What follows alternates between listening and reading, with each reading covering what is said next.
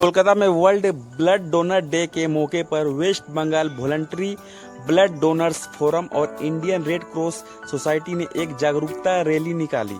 Rally Maniktala से शुरू होकर सियालदह मेट्रो स्टेशन तक गई। रैली में लोगों को रक्तदान के लिए जागरूक किया गया और सरकारी ब्लड बैंकों को मजबूत बनाने की मांग की गई। संगठन ने कहा कि प्राइवेट ब्लड बैंकों की बढ़ती संख्या से रक्तदान आंदोलन पर असर पड़ रहा है। इस साल का नारा था, खून का कारोबार बंद होना चाहिए। संगठन ने अपील की, रक्तदान शिविर बिना किसी गिफ्ट या लालच के सरकारी ब्लड बैंकों के साथ मिलकर लगाया जाए।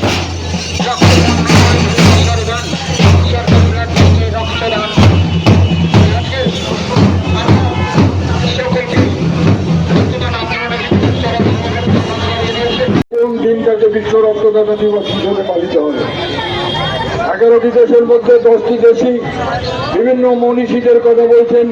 কেউ বলছেন আব্রাহাম লিঙ্কনের জন্মদিনটিকে পালিত করতে হবে, কেউ বলছেন মোহাম্মদ জিন্নার জন্মদিনটাকে পালিত করতে হবে। সেই রকম ভাবে চলছিল। শেষমেশ ডক্টর নীলাম ধিংরা, যিনি বিশ্ব স্বাস্থ্য সংস্থার প্রতিনিধি ছিলেন এবং আন্তর্জাতিক রেড ক্রস ফেডারেশনের প্রতিনিধি ছিলেন পিটার কারলি, আমার বিশেষ বন্ধু দুজনেই ডক্টর নীলাম ধিংরা ভারতবর্ষের চিকিৎসক। আজ যে পদযাত্রা আয়োজন করা হয়েছে West Bengal voluntary blood donors forum এবং ভারতীয় রেড ক্রস সোসাইটি দক্ষিণ চব্বিশ পরগনা শাখার উদ্যোগে।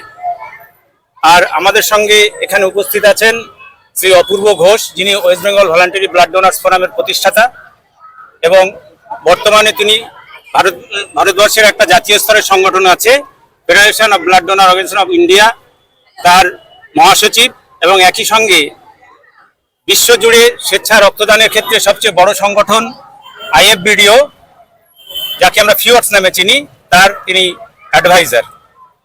তিনি প্রায় 52 বছর ধরে রক্তদান আন্দোলনকে চালিয়ে যাচ্ছেন। সাধারণ মানুষ যারা গরিব এবং মধ্যবিত্ত, সেই সব মানুষদের জন্য সরকারি ব্লাড ব্যাংকের মাধ্যমে রক্তদান শিবিরের আয়োজন করে সরকারি ব্লাড ব্যাংকের রক্ত ভাণ্ডারকে পূর্ণ করার জন্য অক্লান্তভাবে কাজ করে চলেছেন।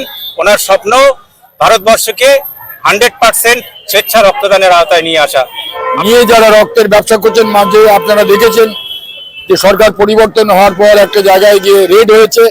যেভাবে ইডি CBI দুষ্টু লোকেদেরকে রেড করে, তেমনি একটা রক্তদান শিবির রেড হয়েছে। সেই রেডে গিয়ে কি পাওয়া গেছে, যেটা আমরা 15 বছর ধরে বলছি, 20 বছর ধরে বলছি, যারা যে পরিবার থেকে 4 জন রক্তদান করেছে তাদেরকে একটা AC মেশিন দেওয়া হচ্ছে।